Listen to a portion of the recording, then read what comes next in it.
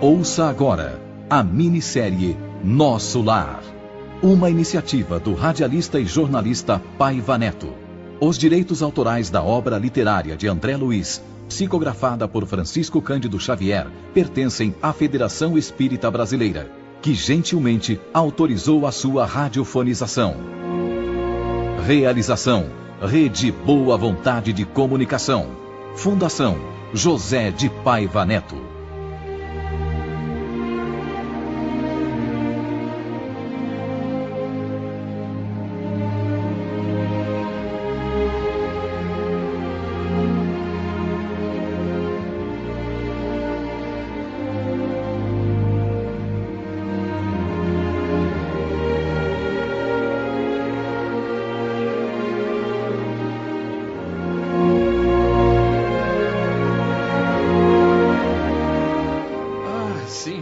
Acho que entendi. Dona Hilda e Dona Luciana compartilharam suas experiências na Terra, é isso? Isso mesmo, André. Desculpe o nosso Tobias, irmão André. Ele está sempre disposto a falar do passado quando aparece alguma visita recém-chegada da Terra. E com toda razão. É uma grande vitória vencer o monstro do ciúme e conquistar a fraternidade real. É verdade, Tobias. E esse problema interessa profundamente a todos nós. Há milhões de casais na Terra em segundas núpcias. Como resolver uma questão afetiva tão elevada, considerando-se que o espírito é eterno? Sabemos que a morte do corpo transforma, mas não destrói, e que os laços da alma prosseguem infinitamente. O que fazer? Isso me faz lembrar a passagem evangélica em que o Mestre nos promete a vida dos anjos quando se refere ao casamento na eternidade. Mas devemos reconhecer, mesmo com toda a nossa veneração ao Senhor, que ainda não passamos de homens desencarnados, portanto, muito distantes da condição de anjo. E como se soluciona aqui uma situação dessas? De uma forma simples, meu amigo. Assim como do irracional ao homem, existe uma escala enorme de posições gradativas. Também entre o homem e os anjos, a distância a percorrer é bem longa. Sendo assim, como poderíamos estar entre os seres angélicos se ainda nem aprendemos o que significa fraternidade entre nós mesmos? Mas não existem espíritos fortes, de vontade superior, capazes de vencer os obstáculos do caminho? Sim. Mas a maioria precisa de pontes para vencer os obstáculos, ou seja, necessita do socorro de guardiães caridosos. A grande verdade, André, é que casos como o nosso só podem ser resolvidos com base na fraternidade legítima. Mas é bom explicar que toda essa felicidade e compreensão nós devemos ao espírito de amor e renúncia de nossa Hilda. Por favor, parem com isso. Não possuo nenhuma qualidade especial. O que posso dizer é que tive um doloroso aprendizado. Quando nos casamos na Terra, Tobias e eu éramos bem jovens e com muitas afinidades espirituais, como sempre acontece entre duas almas que se unem e se amam verdadeiramente no matrimônio. Quando nasceu o nosso segundo filhinho, a morte, talvez enciumada por ver a nossa felicidade, resolveu me levar. Foi um sofrimento indescritível. Tobias chorava desconsolado e eu tentava sufocar a angústia. Começou então minha peregrinação pelo umbral. Continuava agarrada ao marido e aos filhos. Me recusava a ouvir qualquer esclarecimento que os amigos espirituais me enviavam por intuição. Tobias precisava reorganizar nossa casa. Eu reconhecia isso. Faltava para as crianças a assistência de mamãe. Minha cunhada solteira não tolerava meus filhos. A cozinheira só fingia dedicação. E as duas babás jovens não tinham nenhum senso de responsabilidade. A situação era insuportável. Um ano depois, meu marido não pôde mais adiar a única solução que parecia justa: casar-se com Luciana. Se você soubesse, André, como isso me revoltou. Eu me sentia uma loba ferida. Na minha ignorância, tentei aniquilar minha própria irmã. Foi aí que Jesus me concedeu a visita providencial de minha avó materna, desencarnada muitos anos antes. Passada minha surpresa, a bondosa velhinha, com lágrimas nos olhos, começou a me perguntar: que é isso, minha netinha? Que papel é o seu na vida? Você é uma leoa ou uma alma consciente de Deus?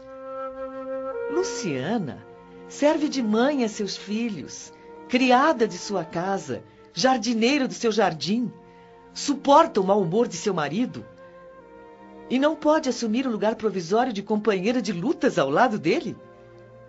É assim que o seu coração agradece os benefícios divinos? É assim que recompensa os que servem a você? O que está querendo? Uma escrava? E ainda despreza uma irmã? Hilda, Hilda, onde está a religião do crucificado que você aprendeu?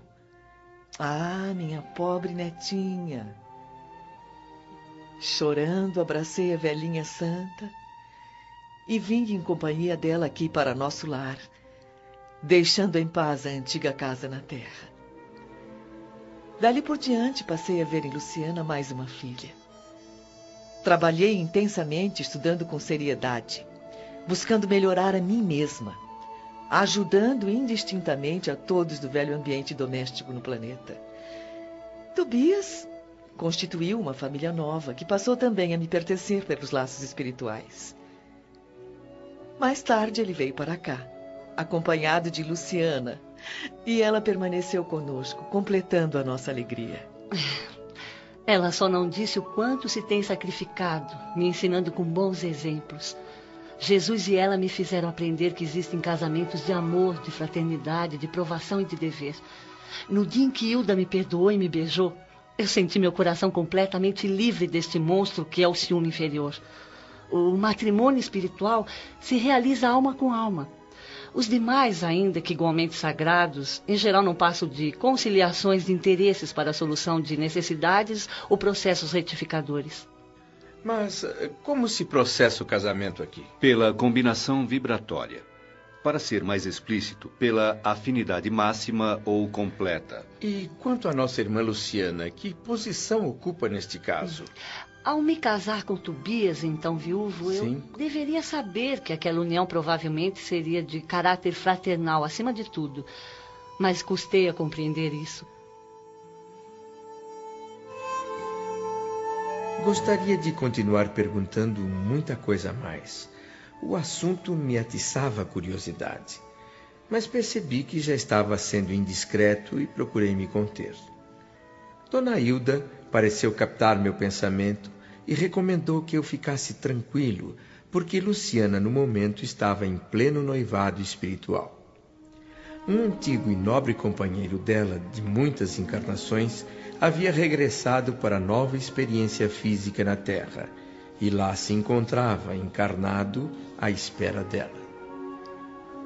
No próximo ano, Luciana deverá também renascer no planeta, provavelmente na cidade de São Paulo, onde irão se reencontrar. Sorrimos todos pelo desfecho feliz da história e encerramos a conversa.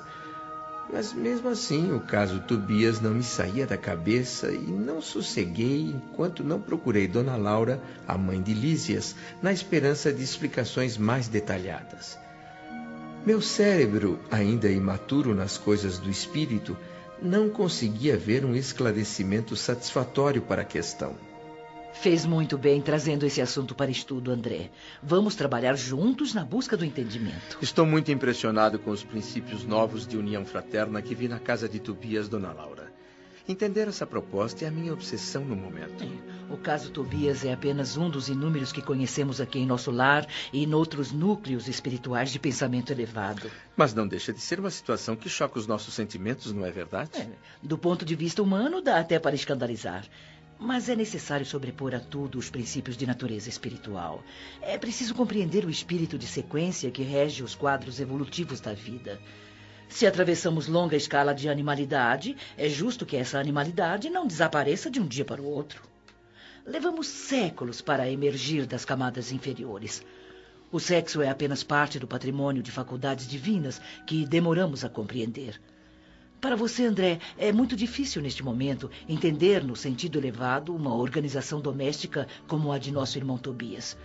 Mas você pôde ver a atmosfera de felicidade e compreensão que existe naquela casa, mesmo sendo eles personagens de um verdadeiro drama terrestre. Eles conseguiram, André. Mas nem todos têm a força necessária para trocar cadeias de sombra por laços de luz em tão pouco tempo. Mas pode-se dizer que isso é uma regra geral?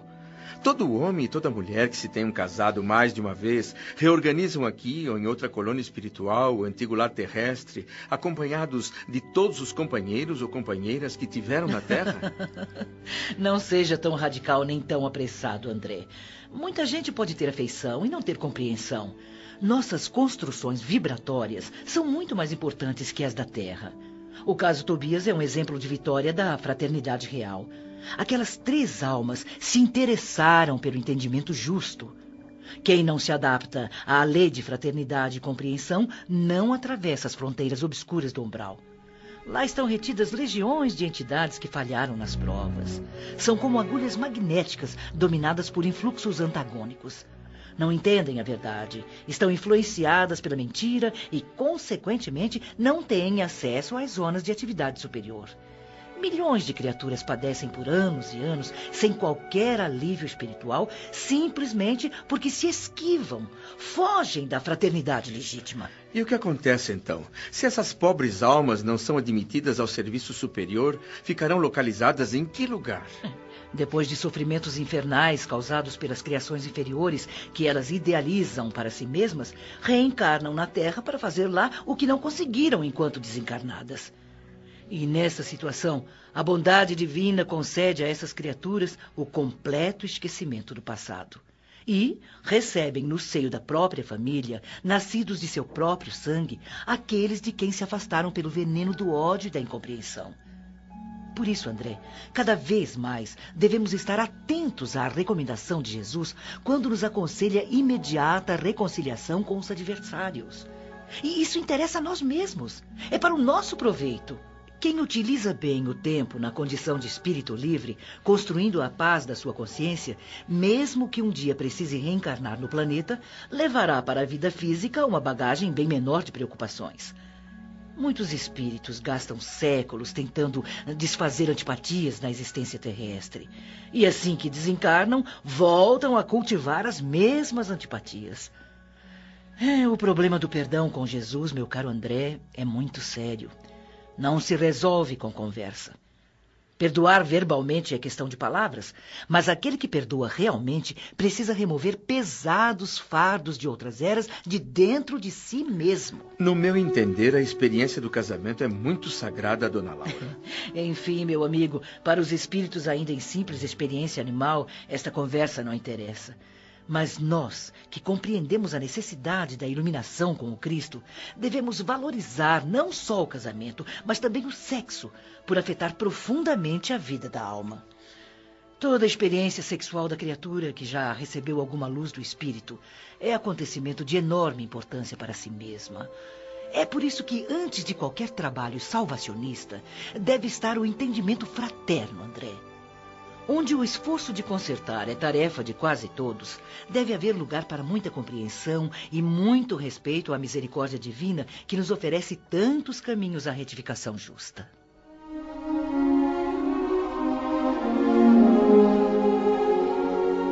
No início, ouvia atentamente Dona Laura e me perguntava: seria eu capaz de proceder como Tobias? Afinal, ainda me sentia senhor do lar terrestre e avaliava as dificuldades a enfrentar caso tivesse uma situação dessas pela frente. Admitia que não seria capaz de aborrecer tanto a minha querida Zélia e também não aceitaria uma imposição igual por parte dela. Mas as observações finais da mãe de Lísias me fizeram corar, porque lembravam o meu passado de homem comum, quando minha mulher, para mim, era um objeto sagrado que eu sobrepunha todas as afeições. E enquanto Dona Laura continuava, minha mente ia sendo invadida pelas palavras do Velho Testamento. Não cobiçarás a casa do teu próximo. Não cobiçarás a mulher do teu próximo, nem o seu servo, nem a sua serva, nem o seu jumento, nem o seu boi, nem coisa alguma que lhe pertença. Mas logo me senti incapaz de prosseguir. Apesar das explicações, ainda estranhava o caso Tobias. Percebendo minha perturbação íntima, Dona Laura sutilmente encerrou a conversa, deixando provavelmente a continuação do assunto para a ocasião mais oportuna. Fomos visitar sua neta Heloísa, ainda recolhida ao quarto da casa, e depois de confirmar as melhoras da jovem, retornei às câmaras retificadoras, mergulhado em profundas cogitações. Já não me preocupavam somente a situação ou as atitudes de Tobias, Zilda e Luciana. O que me impressionava mais era a imponente questão da fraternidade humana.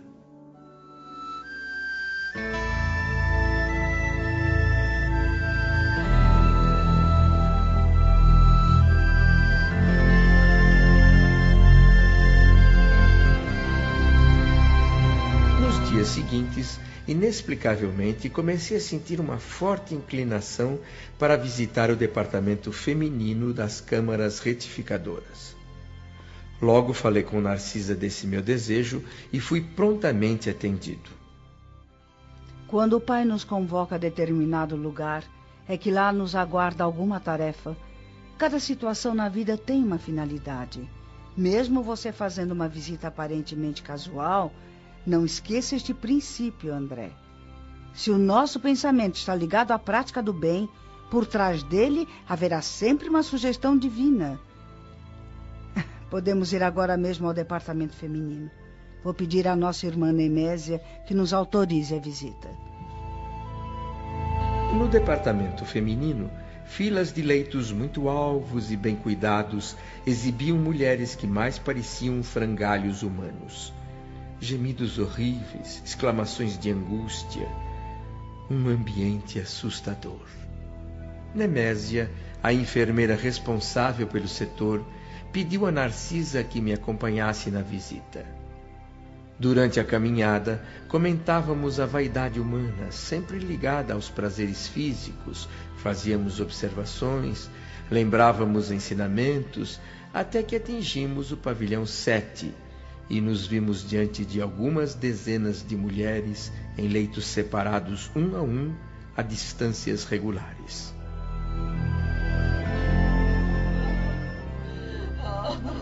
Bem, André, você já está familiarizado com este cenário. No departamento masculino a situação não é diferente. Por mais que eu veja criaturas nessa situação, não me acostumo, Narcisa. Cada uma delas parece pior que a outra. Veja aquela senhora que não para de gemer. Que expressão de sofrimento. Aquela outra, aparentemente jovem, mas totalmente consumida, desfigurada. E lá adiante, naquela cama à direita, aquela mulher que... Oh, santo Deus!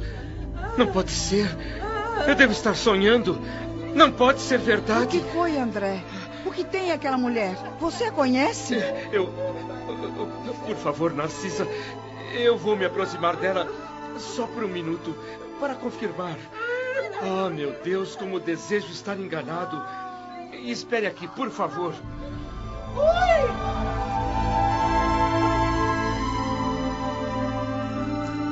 Entre as centenas de pacientes, ela de alguma forma se destacava.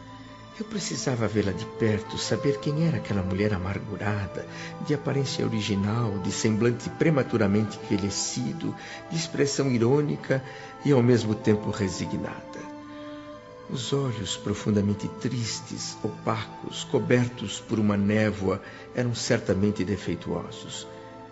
Me aproximei do leito com o coração oprimido. Em poucos instantes, minha memória inquieta localizou no tempo e no espaço a mulher. Era Elisa. A mesma Elisa dos meus tempos de rapaz.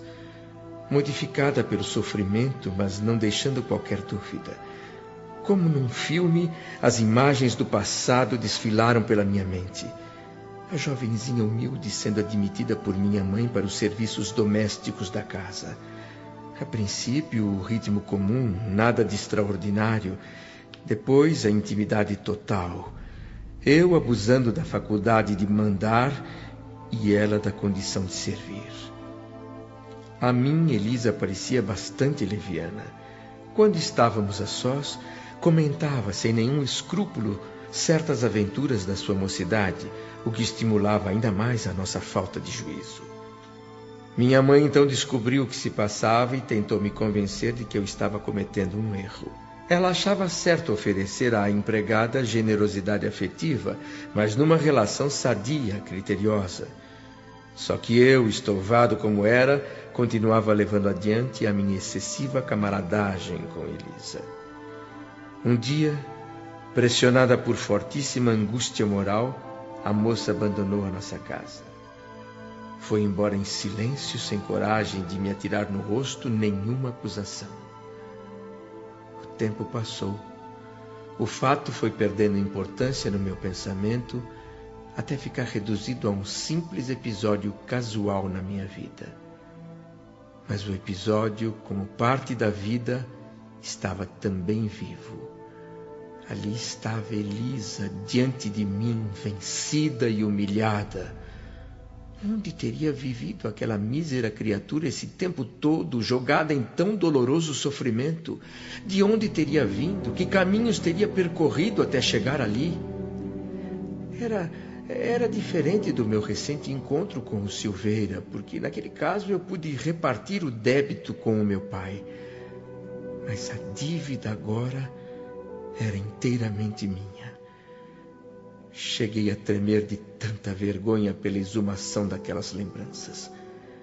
Como uma criança ansiosa pelo perdão para suas faltas, voltei para junto de Narcisa. Precisava desesperadamente de orientação. E me admirava da confiança que aquelas santas mulheres de nosso lar me inspiravam. Jamais teria coragem de pedir ao ministro Clarencio as explicações que pedi a Dona Laura. Se ali a meu lado estivesse agora o Tobias, por exemplo, eu não pediria sua ajuda. A mulher generosa e cristã é sempre mãe. Narcisa olhou fixamente para mim e compreendeu tudo imediatamente. Eu tentava falar e conter o pranto ao mesmo tempo. No trecho mais penoso da minha confissão de culpa, a velha enfermeira me interrompeu. Não precisa continuar, meu amigo. Já posso adivinhar o final da história. Tem experiência própria suficiente para dizer que conheço o seu sofrimento. Não se deixe levar por pensamentos destrutivos. Entenda só uma coisa. Se o senhor permitiu que você reencontrasse nossa irmã Elisa, é porque eu considero em condições de resgatar a dívida. Mas eu não sei o que dizer a Elisa. Não tenha medo. Chegue bem pertinho dela e diga palavras de conforto espiritual. Todos nós, meu querido amigo, encontramos no caminho os frutos do bem e do mal que semeamos. Isto não é apenas uma frase doutrinária, é realidade universal. Tenho colhido muito proveito de situações iguais a esta. Bem-aventurados os devedores em condições de pagar. Vá até lá, fale com ela, mas não se identifique, por enquanto. Só se apresente depois que ela estiver fortalecida. Isso não será difícil, porque Elisa se encontra temporariamente cega e não pode reconhecê-lo. Ela necessita de auxílio, André. A vida fez dela uma mãe fracassada, uma mulher de ninguém. É um ajuste de contas, não fuja.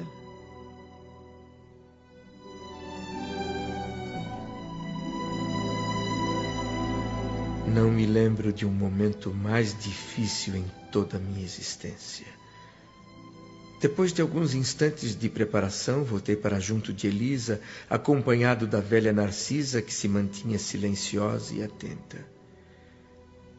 Passei a sentir então um irresistível desejo de castigar a mim mesmo diante da enfermeira, para que a lição me penetrasse a alma de forma a não ser esquecida nunca mais.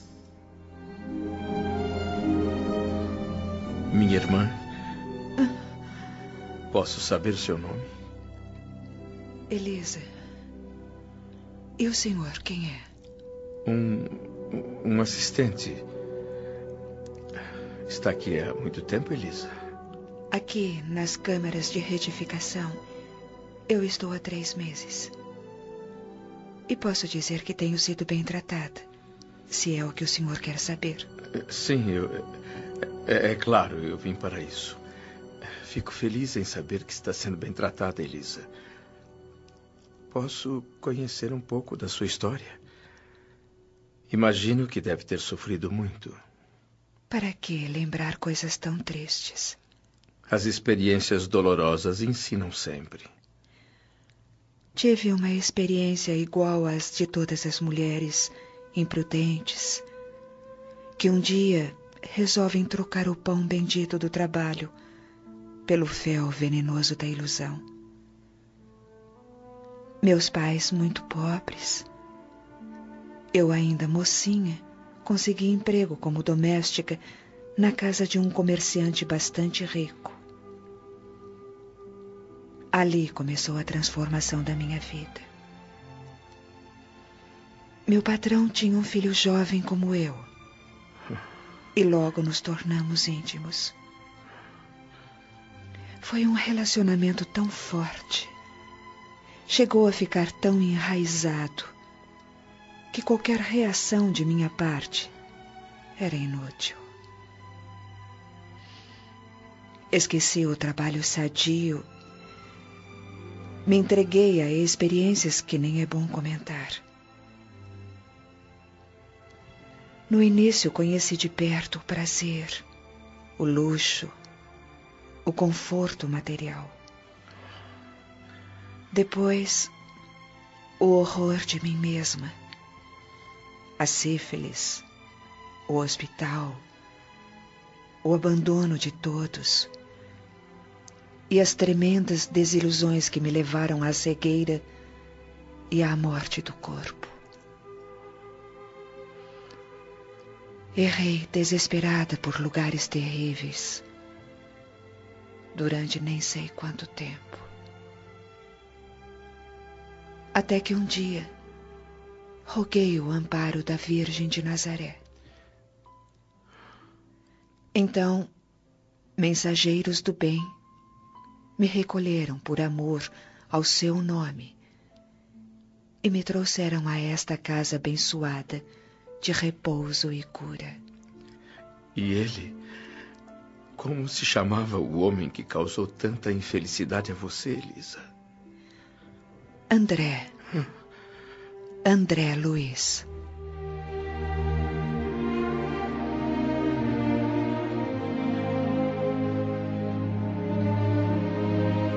Minissérie Nosso Lar. Uma iniciativa do radialista e jornalista Paiva Neto. Os direitos autorais da obra literária de André Luiz, psicografada por Francisco Cândido Xavier, pertencem à Federação Espírita Brasileira, que gentilmente autorizou a sua radiofonização. Realização: Rede Boa Vontade de Comunicação. Fundação José de Paiva Neto.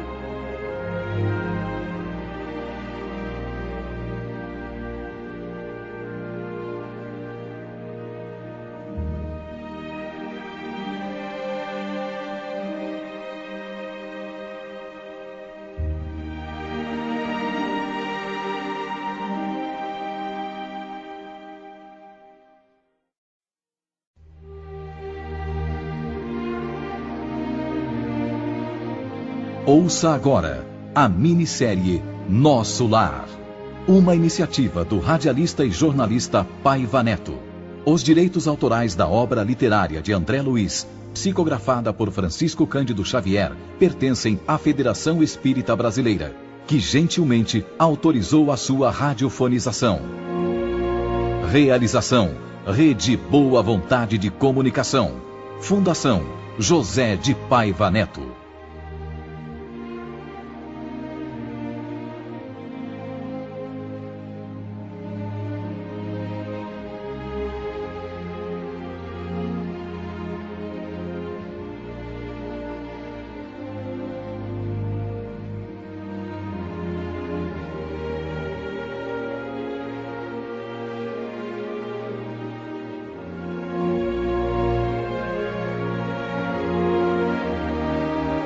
Esse homem, André, fez muito mal a você, Elisa. Chegou a sentir ódio por ele? No começo do meu sofrimento, sim. Tinha por ele um ódio mortal. Amaldiçoava até a lembrança dele. Mas quando cheguei aqui, a irmã Nemésia conseguiu modificar meus pensamentos. Percebi que odiar André era como odiar a mim mesma. E por uma questão de justiça, no meu caso, a culpa deve ser repartida. Não tenho o direito de recriminar ninguém. Posso segurar sua mão, Elisa? Claro que sim, senhor assistente. Está sendo tão generoso comigo. Segure minha mão. Eu é que lhe peço. Ouça, minha amiga. Eu também me chamo André e preciso muito ajudar você.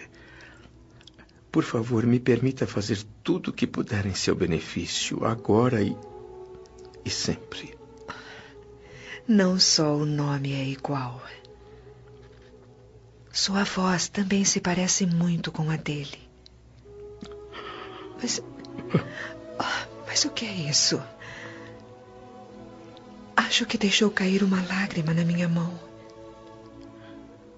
Por que está chorando, senhor assistente? Por quê? Bem, Elisa, que eu estou muito feliz. Ainda não tenho propriamente uma família aqui em nosso lar. Mas daqui por diante você será minha irmã do coração. Há quantos anos ninguém me fala assim, nesse tom familiar, me oferecendo uma amizade sincera. Que Jesus o abençoe.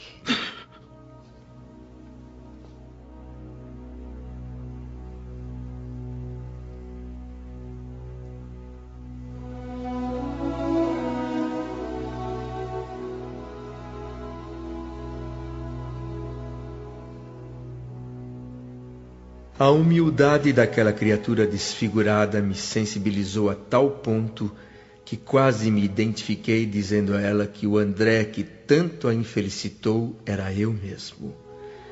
Tive ímpetos de me abrir, confessar, declarar meu arrependimento e meu remorso.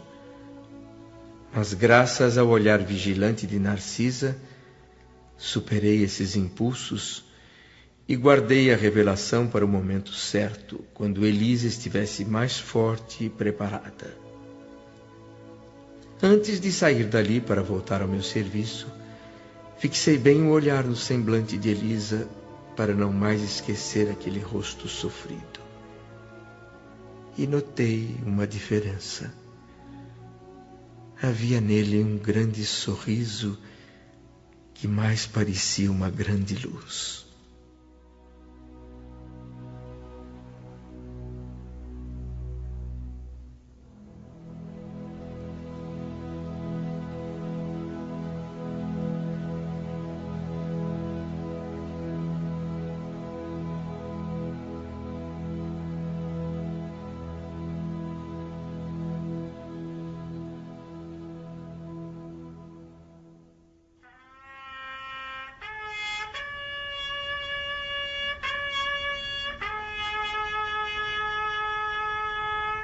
Esse toque de clarim é uma convocação superior para serviços de socorro à terra.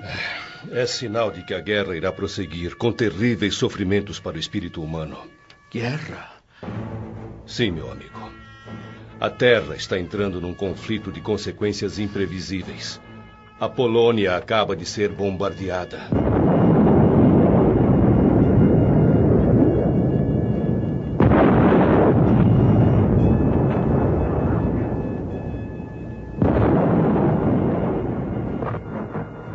Primeiros dias de setembro de 1939. Eclodia na Europa uma guerra que se anunciava terrivelmente destruidora. Nosso Lar e também outras colônias espirituais ligadas à civilização americana sofriam o mesmo choque pelo qual passavam as nações da Terra envolvidas no conflito, porque em tempos distantes toda a vida psíquica americana teve sua origem no Velho Mundo. E seria enorme agora o trabalho para a preservação do Novo Mundo. O nível de devastação esperado no planeta era tão alto que chegava a perturbar seriamente todo o plano espiritual. Numerosas entidades, aterrorizadas, comentavam as ameaças bélicas em preparação no mundo.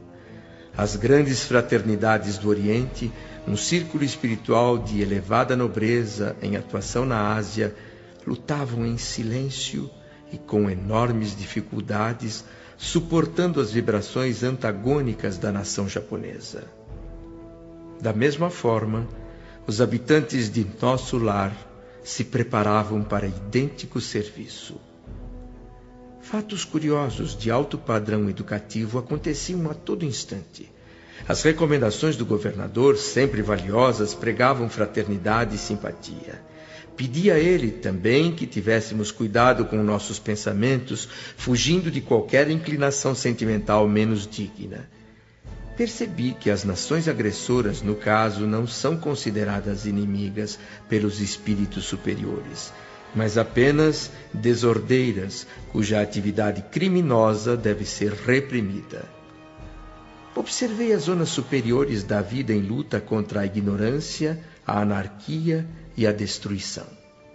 Colegas de trabalho espiritual me ensinaram que, em situações assim, os países agressores tornam-se núcleos poderosos de centralização das forças do mal. São povos embriagados pela perversão importada das trevas. Com exceção de alguns espíritos nobres e sábios nascidos entre elas, coletividades inteiras transformam-se em autômatos do crime. Desprezam o perigo e as consequências. Legiões infernais invadem as oficinas do progresso, fazendo delas campos de crueldade e horror. Mas enquanto esses bandos ocupam a mente dos agressores, os grupos espirituais elevados ajudam os agredidos. Antes de lamentar um homem que se opõe à lei do bem, é mais certo lamentar um povo que esqueceu a justiça.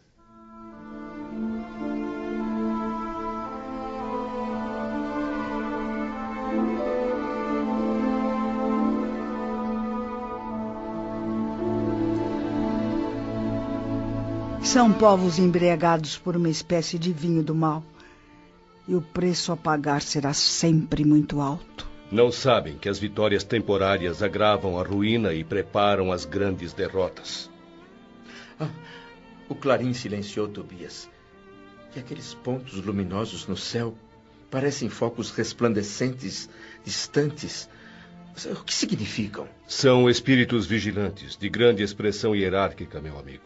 O clarim de alerta que acabamos de ouvir é utilizado por eles. Mas e essa multidão para onde está indo? Ao Ministério da Comunicação, em busca de notícias. O clarim só é acionado em circunstâncias muito graves. Todos os habitantes de Nosso Lar sabem que se trata da guerra terrestre, mas sempre se quer mais informações sobre os últimos acontecimentos. Venham, vamos entrar na multidão, ouvir alguma novidade.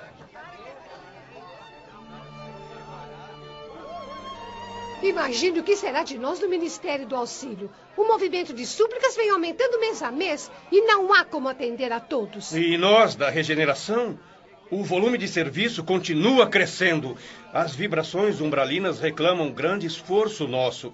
Nem sei o que nos espera. Será que a calamidade vai nos atingir a todos? Não vejo motivo para pânico. Haverá um grande aumento de serviço, mas isso no fundo é uma bênção.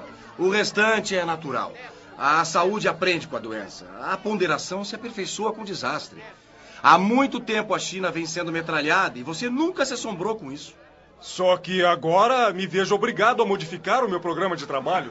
Não seria melhor você esquecer essa história de meu programa e pensar em nossos programas?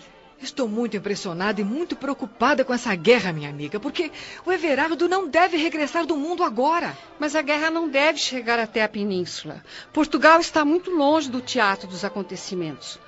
Por que tanta preocupação? Se Everardo viesse, qual seria o problema? Eu receio que ele me procure na qualidade de esposa. Isso eu não suportaria. Ele é muito ignorante. Eu não estou disposta a aguentar novas crueldades. Ah, não seja boba, minha querida. Com certeza Everardo será barrado pelo umbral. Ou coisa pior. Percebeu, André? Pelo jeito, o marido dela é um tipo perverso. E ela tem medo de que ele desencarne e venha para cá atrás dela. Aqui estamos diante do Ministério da Comunicação. Que aglomeração imensa na entrada do edifício. Parecem todos aflitos, querendo informações. Mas não se entende o que dizem. Ai, como organizar isso, meu Deus? Olhe para aquele lado, André. Vê aquele senhor que surgiu na sacada? Quem é ele, Narcisa? É o ministro Esperidião. Está se preparando para falar ao povo. Mas com esse vozerio todo, será impossível ouvir a voz do ministro. Será utilizado o sistema de amplificação da voz. Vamos prestar atenção. Solicito a todos que façam silêncio, por favor. O momento que atravessamos é muito grave. A cooperação dos nossos irmãos, em geral, é ainda mais necessária agora do que em condições normais. Ouçam agora a voz do próprio governador, que envia seu apelo especial a todos os habitantes de nosso lar.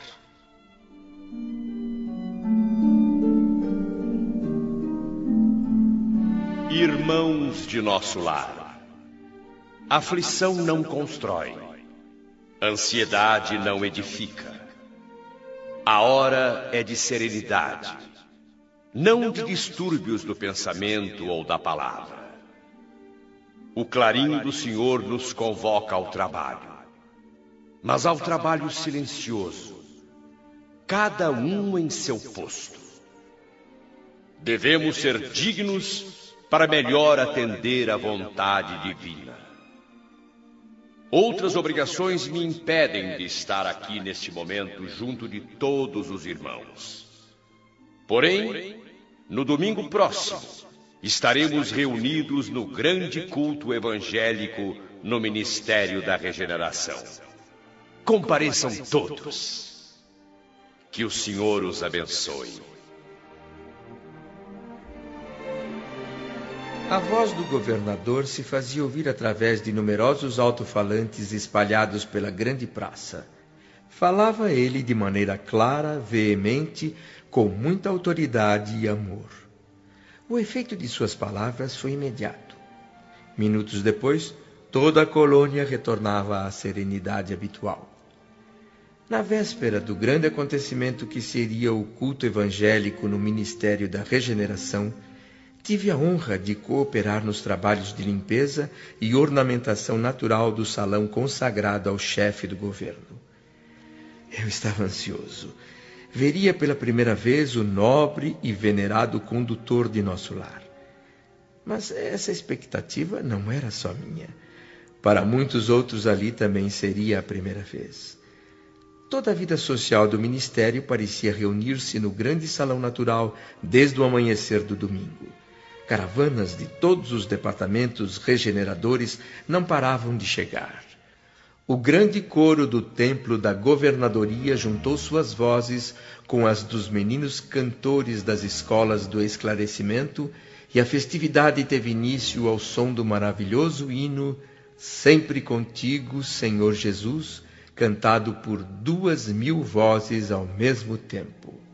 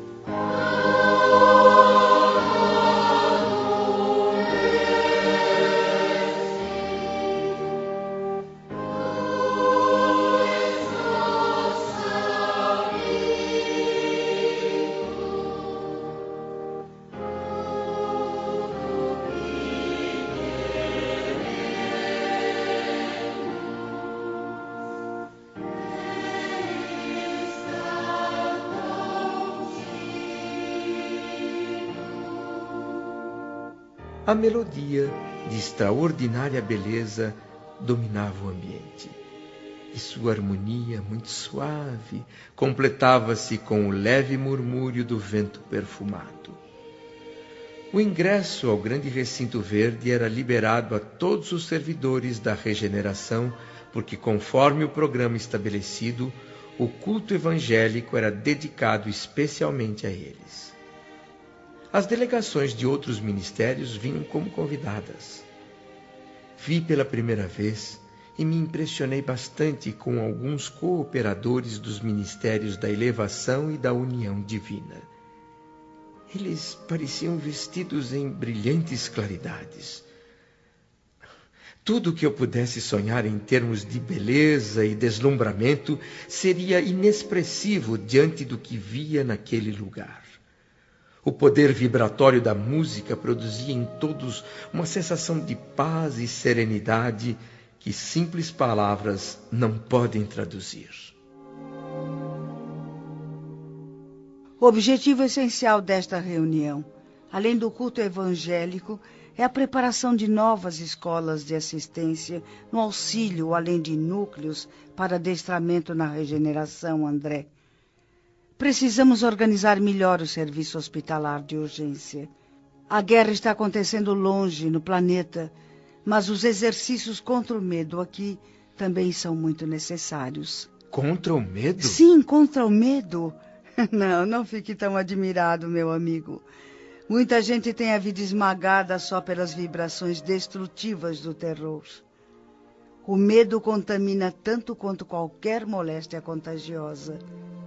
É um dos piores inimigos da criatura, porque se aloja no íntimo da alma, atacando nossas forças mais profundas. Para que você tenha uma ideia, a governadoria, numa emergência como esta, coloca o treinamento contra o medo acima das próprias lições de enfermagem. A calma é a garantia do êxito. Mais tarde você compreenderá isso.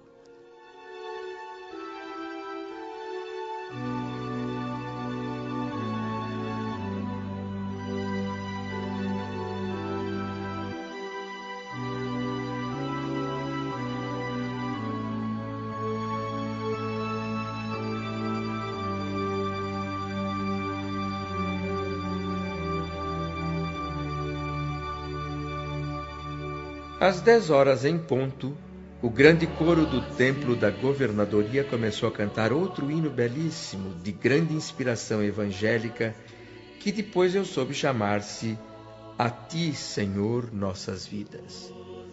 E logo aos primeiros acordes, surgiu a figura imponente do governador, seguido pelos 12 ministros da regeneração. Jamais poderei esquecer aquele momento da minha vida espiritual. O velhinho de aparência nobre, cabelos totalmente brancos, mostrava no rosto a sabedoria do velho e a energia do moço, a ternura do santo e a serenidade do administrador consciente e justo. Alto, magro, olhos penetrantes e lúcidos, vestia uma túnica muito alva e caminhava apoiado num bordão, embora seus passos fossem firmes e decididos como os de um jovem.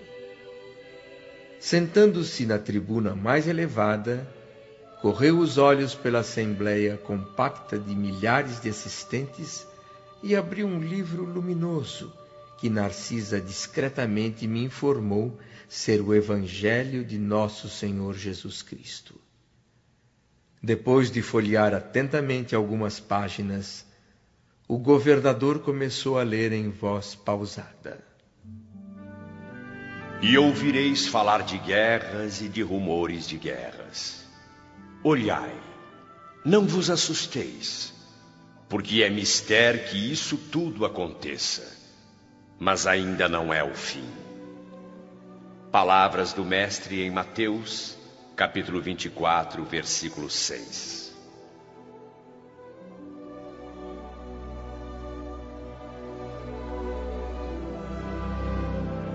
Em seguida, o chefe do governo de nosso lar saudou os representantes da união divina, da elevação, do esclarecimento, da comunicação e do auxílio, invocando as bênçãos do Cristo.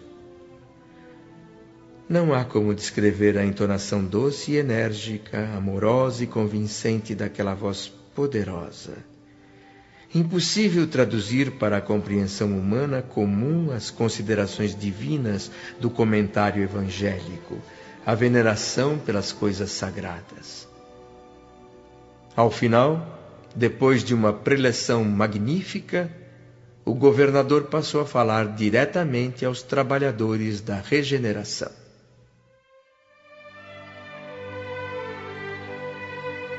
Minhas palavras agora são para os trabalhadores da regeneração.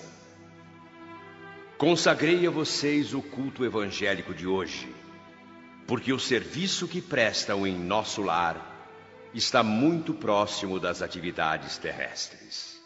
Faço meu apelo pessoal, esperando muito de sua nobre dedicação. Nesta hora, meus irmãos, nosso padrão de coragem e de espírito de serviço deve ser elevado ao máximo. Forças tenebrosas agravam as dificuldades das esferas inferiores. Com urgência devemos acender novas luzes, a fim de dissipar as trevas densas na terra.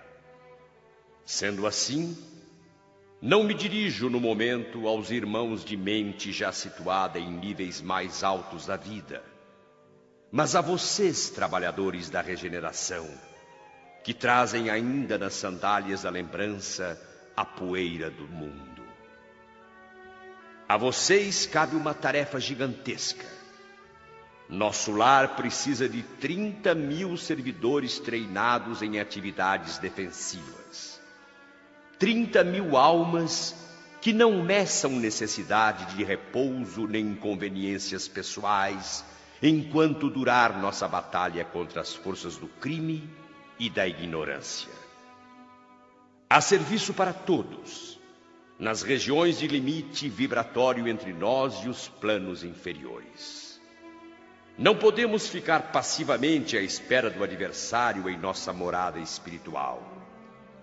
Somos, nesta colônia, mais de 1 milhão de criaturas obedientes às ordens superiores e interessadas no aprimoramento moral de nós mesmos. Seria caridade permitir a invasão de milhões de espíritos desordeiros? Não. Não podemos hesitar na defesa do bem. Sim, Jesus entregou-se à turba de amotinados e criminosos por amor à nossa redenção, mas não entregou o mundo à desordem e ao aniquilamento. Portanto, devemos todos estar prontos para o sacrifício individual, mas não para entregar nossa morada aos malfeitores. Nossa tarefa essencial, sem dúvida, é de confraternização e paz, de amor e alívio aos que sofrem. Sabemos também que todo mal é desperdício de energia e todo crime uma enfermidade da alma. Só que nosso lar é um patrimônio divino a ser defendido com todas as energias do coração. Quem não sabe preservar não é digno de usufruir. Legiões de trabalhadores devem ser agora treinadas para missões de esclarecimento e consolo na terra, no umbral e nas trevas, em obras de amor fraternal. Mais urgente, porém, é o preparo de uma poderosa unidade defensiva especial que nos garanta as realizações espirituais em nossas fronteiras vibratórias.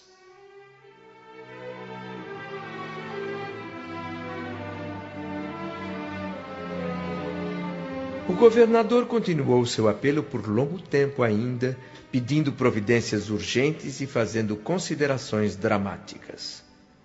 Comparou a intensa preparação que se fazia em nosso lar à medicina preventiva, que tem importância capital na preservação da paz interna de uma comunidade. Ao final, invocou novamente as bênçãos de Jesus e as energias dos ouvintes para que nenhum de nós recebesse dádivas em vão. Quando se despediu e deixou a tribuna, vibrações de esperança ficaram no ar. Então, uma brisa cariciosa soprou as árvores, trazendo, talvez de longe, pétalas de rosas azuis tão delicadas que se desfaziam ao tocar nossas frontes.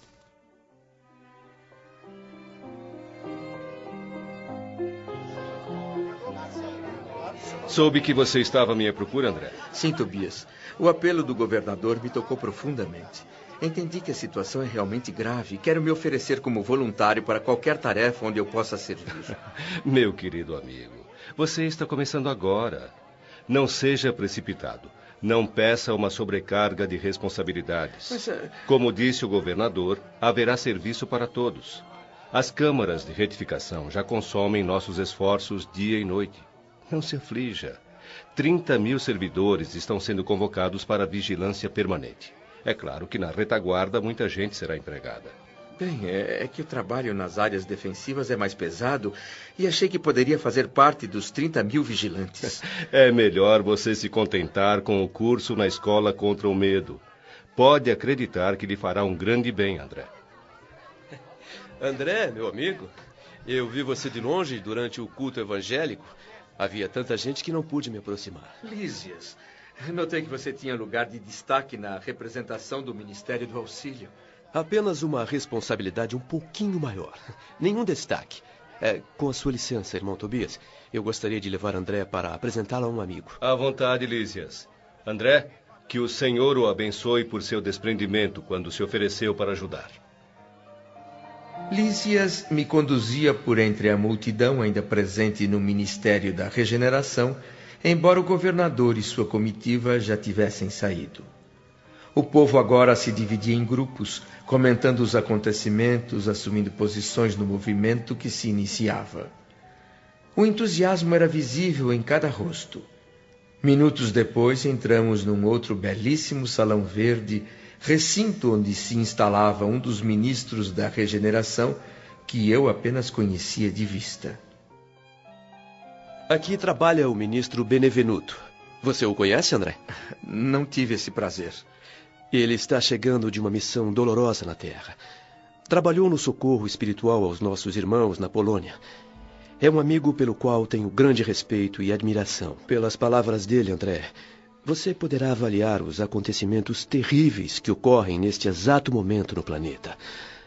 É difícil acreditar que seres humanos façam com outros seres humanos o que está sendo feito lá.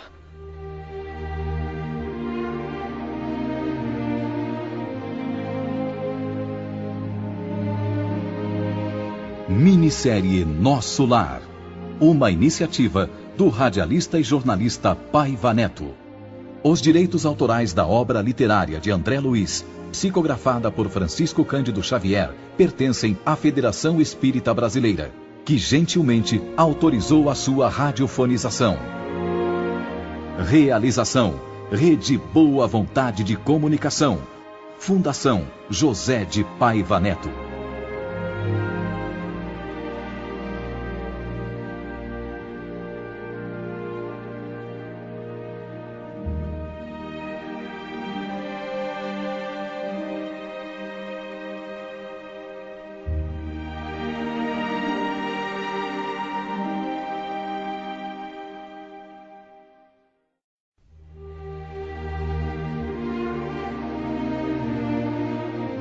Ouça agora a minissérie Nosso Lar. Uma iniciativa do radialista e jornalista Paiva Neto. Os direitos autorais da obra literária de André Luiz, psicografada por Francisco Cândido Xavier, pertencem à Federação Espírita Brasileira, que gentilmente autorizou a sua radiofonização. Realização: Rede Boa Vontade de Comunicação. Fundação José de Paiva Neto.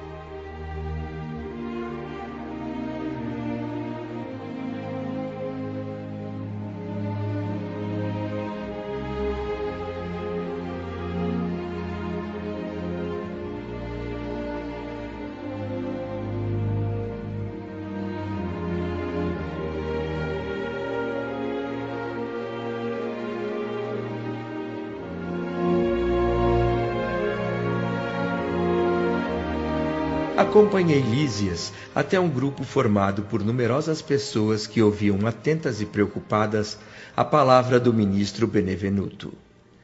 Depois de uma rápida interrupção para as apresentações, o ministro retomou seu relato sobre a situação presente no planeta Terra.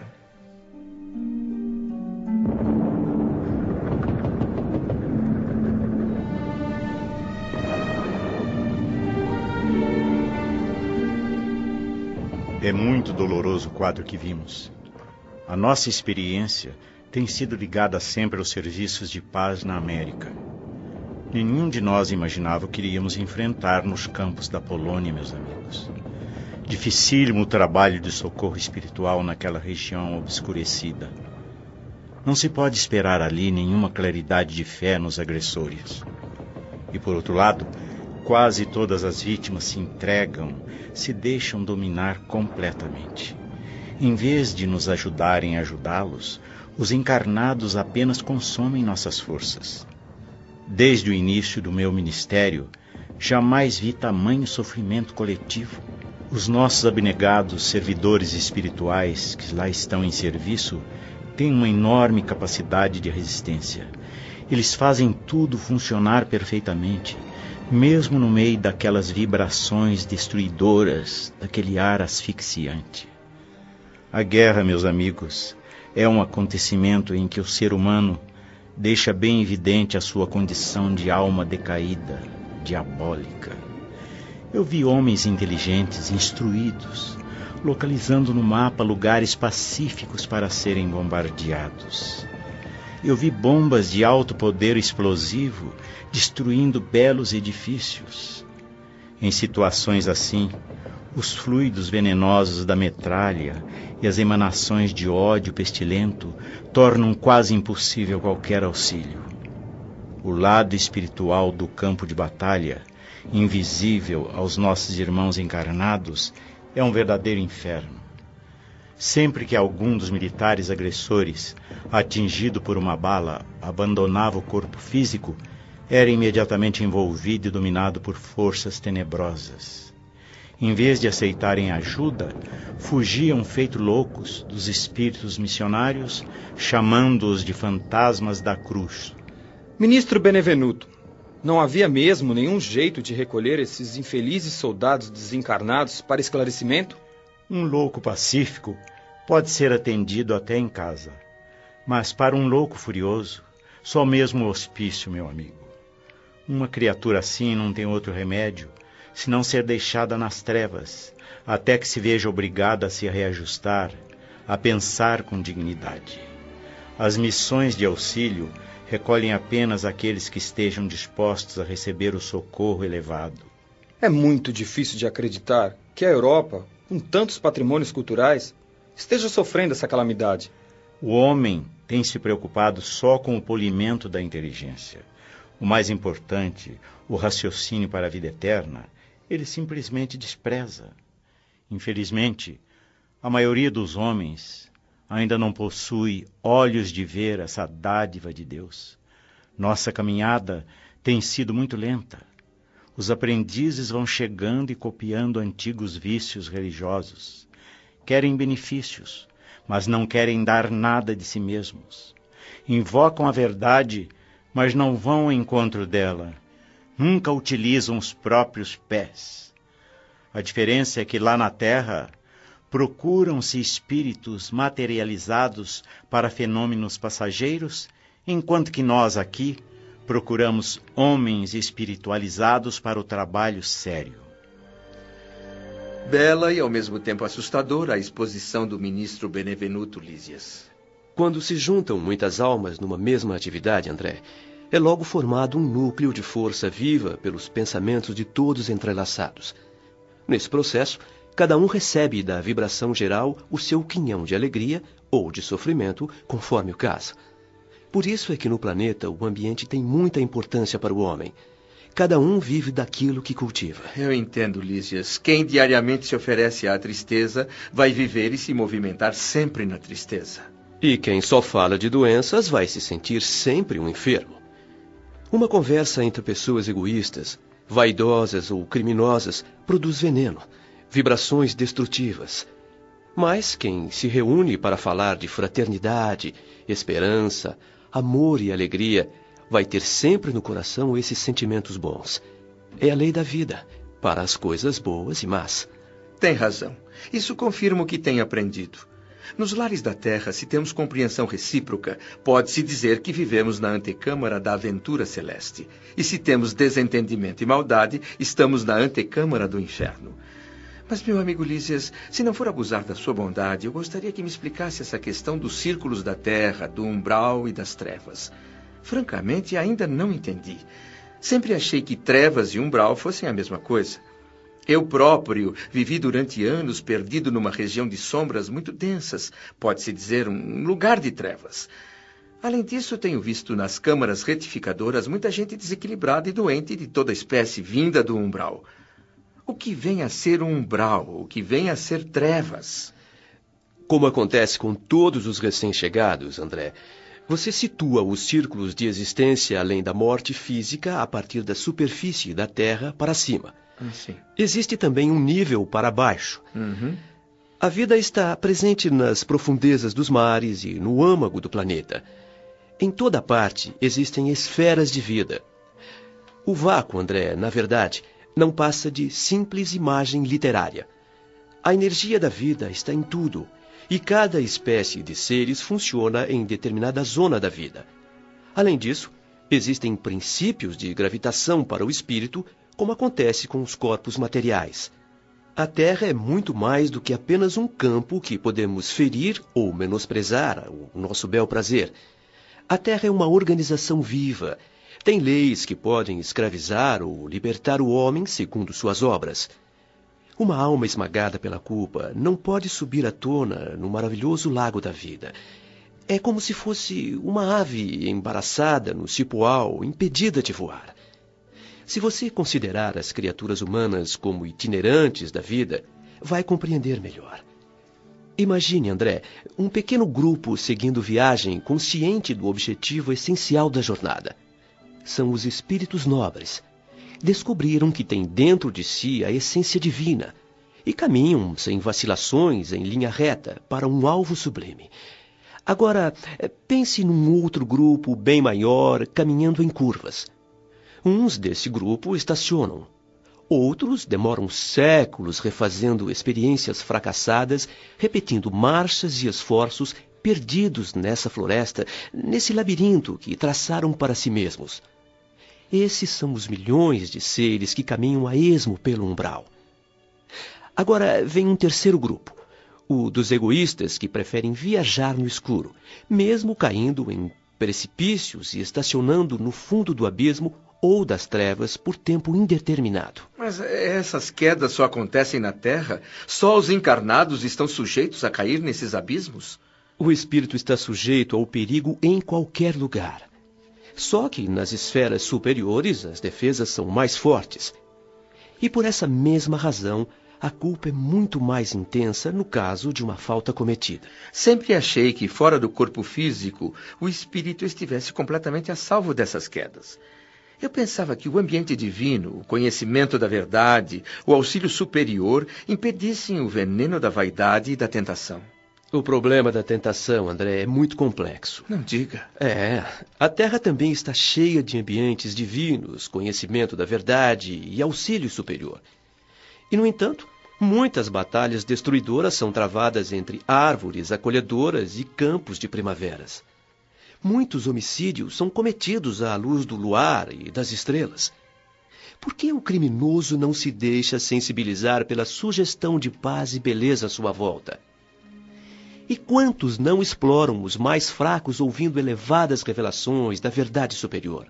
não faltam na Terra paisagens e expressões essencialmente divinas. Assim como acontece a nós que trazemos no íntimo o superior e o inferior, o planeta também tem suas expressões altas e baixas. A própria Terra corrige o culpado e dá passagem ao vencedor para a vida eterna. Você, quando encarnado, foi médico, André, e sabe que o cérebro do homem é dotado de elementos que orientam seu senso de direção.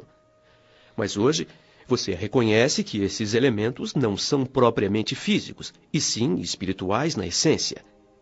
Quem sente prazer em viver nas sombras, com certeza vai embotar o senso divino de direção. Em seguida, vem a precipitação nas trevas, porque o abismo atrai o abismo, e cada um de nós acaba chegando ao lugar aonde nossos passos nos levam.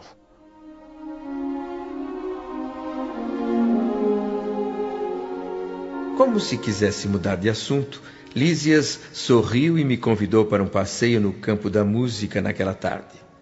Nas horas seguintes, fiquei meditando em suas palavras.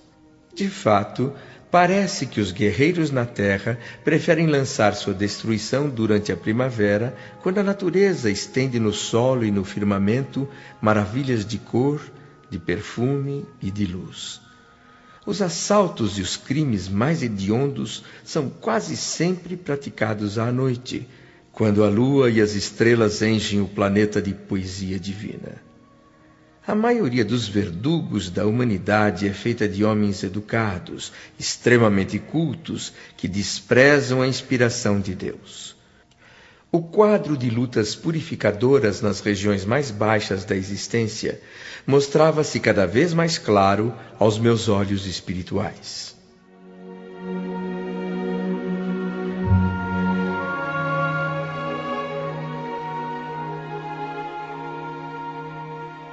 Ótimo programa, Lísias. André precisa mesmo conhecer o campo da música. Então ele pode ser dispensado por algumas horas, Tobias. Por que não? Aproveite, André. Pode voltar só à noite, quando quiser. Nós vamos dando assistência aos enfermos aqui nas câmaras. Engraçado o que se passa comigo. Trabalho aqui há tão pouco tempo e já estou amando este lugar. As visitas do ministro Genésio, a companhia de Narcisa, sua inspiração, Tobias, a camaradagem de todos aqui me conquistaram por completo. Eu não sinto vontade de sair para passear e deixar os enfermos. É como se fossem meus filhos. É um sentimento digno, meu amigo. Mas distração de vez em quando faz bem.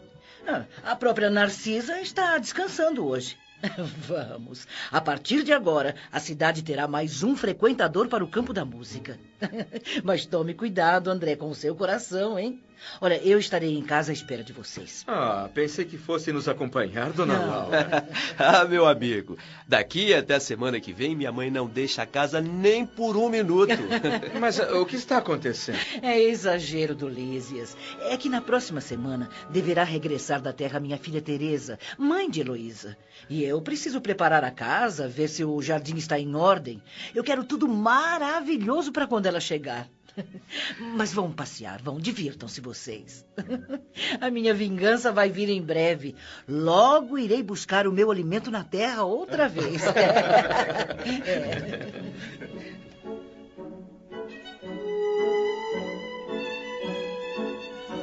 Em seguida, Lísias e eu tomamos o aeróbus próximo ao Ministério da Elevação. Durante o percurso, meu amigo me surpreendeu revelando uma particularidade de sua vida que até então eu desconhecia. André, finalmente você vai conhecer a minha noiva. Eu tenho falado muito com ela a seu respeito. Quer dizer que temos noivados também por aqui? E por que não?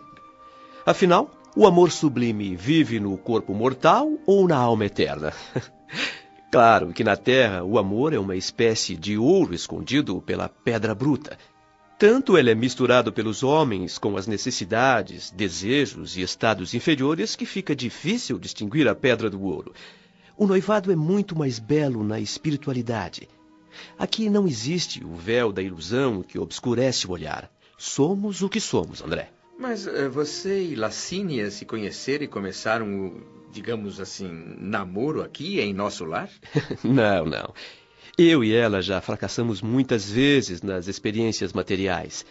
E devo confessar que quase todos os nossos fracassos do passado aconteceram por culpa da minha imprevidência e absoluta falta de autodomínio, André.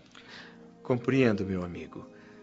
A velha liberdade que as leis sociais da Terra conferem ao sexo masculino. Liberdade que ainda não foi devidamente entendida por nós e que é raramente utilizada no mundo a serviço da espiritualização do homem. Bom, na verdade, ela funciona mesmo como um salvo-conduto para a animalidade. As mulheres, ao contrário, têm sido até agora mais disciplinadas, mais rigorosas.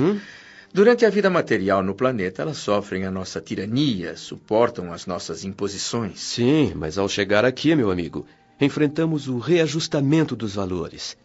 Só é verdadeiramente livre quem aprende a obedecer.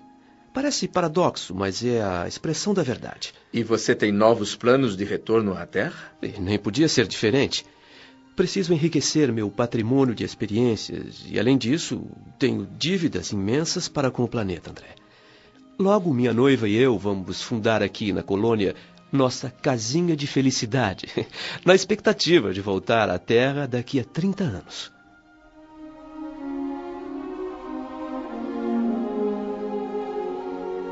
Eu estava pasmo com a novidade. Pelo menos para mim, ali não deixava de ser novidade.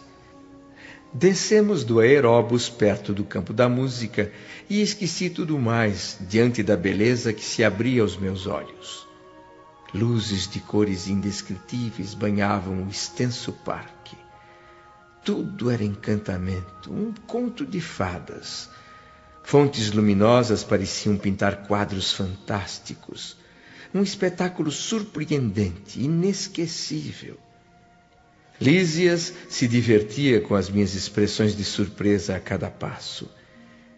E alguns minutos depois conseguiu me deixar ainda mais espantado com o que falou, com a mais absoluta naturalidade. Olha, André, Lacínia vai chegar aqui acompanhada de 2 irmãs, hein? Eu espero que você faça as honras de cavalheiro com elas, tá bom? Mas, Lísias, você deve compreender que eu sou um homem comprometido, estou ligado à minha esposa, Zélia. Mas era só o que faltava. Ninguém quer ferir seus sentimentos de fidelidade, meu amigo. Mas eu não acredito que o casamento tenha feito você esquecer os deveres da vida social. Não sabe mais ser o irmão de alguém, André? Olha aqui, você é meu convidado, tá bom? Deixe que eu pago os ingressos para o campo da música. O passeio pelo campo da música foi um dos mais belos que fiz em nosso lar. Grupos de gente alegre transitavam em todas as direções, rindo, trocando cumprimentos. Passamos por um coreto lindamente ornamentado, onde alguns músicos tocavam música ligeira. Depois, seguimos um caminho marginado de flores, enquanto Lísias ia explicando as coisas que víamos. Aqui temos vários coretos desse tipo, nas extremidades do campo. Em cada um deles, um grupo de músicos toca um gênero diferente para atender o gosto pessoal daqueles que ainda não podem entender a arte musical mais elevada, sublime. Mas lá adiante, bem no centro do campo, você vai ouvir a música universal e divina, a arte santificada por excelência. Eu já estou ouvindo, Lísias. Mas que melodia maravilhosa. Engraçado. Na Terra, a grande maioria do público aprecia música popular, regional. Poucos conhecem e cultivam a música erudita. Vejo aqui exatamente o contrário. Pouca gente em volta dos coretos populares e uma imensa multidão prestigiando o concerto clássico. Com certeza, meu amigo. Já viu tanta gente reunida desde que chegou aqui? Eu admito que não, Lísias. Nem mesmo na grande reunião que nosso ministério ofereceu ao governador. Pelo que me parece, a nata de nosso lar está aqui em peso. Mas observe que não há nenhuma manifestação de luxo, nenhum excesso de qualquer tipo. Sem dúvida. O que faz brilhar tanto esse quadro magnífico é justamente a expressão natural de tudo. A beleza, a arte pura, a vida sem artifícios. As mulheres, por exemplo, revelam bom gosto no vestir, mas sem o desperdício dos adornos, sem trair a simplicidade divina. Ah, André, muito bem observado. Você aprende rápido mesmo. O elogio de Lísias me fez um grande bem. Continuamos nosso passeio pelo campo. Eu agora encantado pela beleza das imensas árvores solidamente plantadas em volta de recintos bem iluminados e acolhedores. Na terra não se conhecem essas árvores, pensei. Entre gestos e palavras de afeto, jovens casais seguiam pelos caminhos cercados de flores coloridas, sorrindo e acenando para diversos grupos de senhoras e cavalheiros mais maduros, muita gente conversando animadamente sobre temas de grande importância para o espírito humano. Sinceramente, eu me sentia humilhado pela minha insignificância diante de pessoas tão selecionadas. Mas, em momento algum, essas pessoas deixaram de olhar para mim com simpatia, numa espécie de mensagem silenciosa de amizade. Percebeu, André, que tudo o que se ouve por aqui contém algo de valioso, de construtivo? Claro que sim, meu amigo. Estou de ouvidos atentos. Muita gente falando de questões relacionadas com o planeta, mas ninguém demonstra revolta nem malícia, ninguém faz acusações aos homens. O que se discute é o amor, a cultura intelectual, a pesquisa científica, a filosofia edificante, as ideias de auxílio mútuo. E mesmo tendo opiniões diferentes, as pessoas evitam o atrito, o menosprezo à opinião do outro. É o princípio básico do entendimento. O mais sábio se esforça em reduzir um pouquinho seu poder intelectual, simplificando a explicação, enquanto o menos instruído se esforça em elevar um pouco sua capacidade de compreensão para entender os ensinamentos superiores do outro. Tão simples, tão óbvio e tão distante do que se faz na Terra. Em alguns grupos falava-se de Jesus e do Evangelho, mas falava-se com alegria.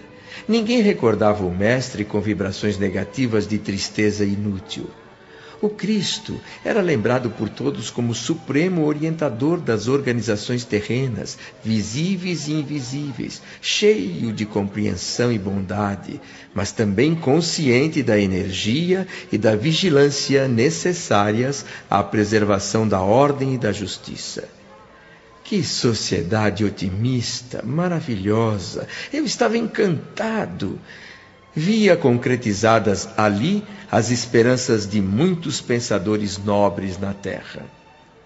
Para completar o quadro de felicidade diante dos meus olhos, Lísias me disse que nesses grandes eventos em nosso lar, os orientadores costumam receber raios de inspiração dos planos mais altos e muitas vezes os grandes compositores terrestres são trazidos até aqui para receber algumas expressões melódicas e depois de adornar os temas com seu gênio, retransmiti-las aos ouvidos humanos. O universo, André, está cheio de beleza e sublimidade. O facho resplendente e eterno da vida procede originariamente de Deus. Por mais alguns minutos caminhamos por alamedas belíssimas, onde cada flor parecia possuir seu reinado particular. Então, se aproximaram de nós 3 moças muito alegres, que em seguida me foram apresentadas. Eram Licínia, a noiva de Lísias, e as 2 jovens irmãs de quem ele me havia falado. Embora meio desajeitado, cumpri meus deveres sociais e passeamos todos por mais algum tempo, admirando e comentando as incríveis belezas do campo da música.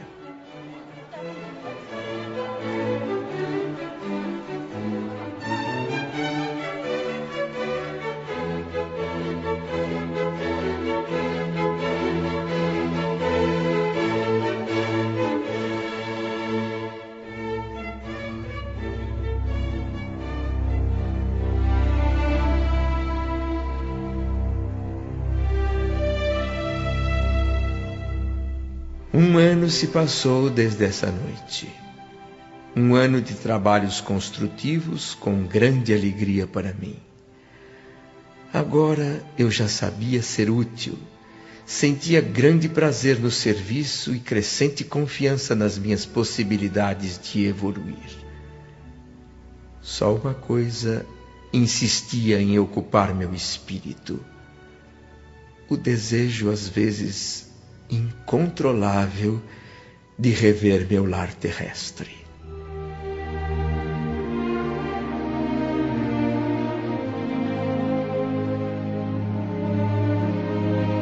Minissérie Nosso Lar, uma iniciativa do radialista e jornalista Paiva Neto. Os direitos autorais da obra literária de André Luiz, psicografada por Francisco Cândido Xavier, pertencem à Federação Espírita Brasileira, que gentilmente autorizou a sua radiofonização. Realização: Rede Boa Vontade de Comunicação. Fundação José de Paiva Neto.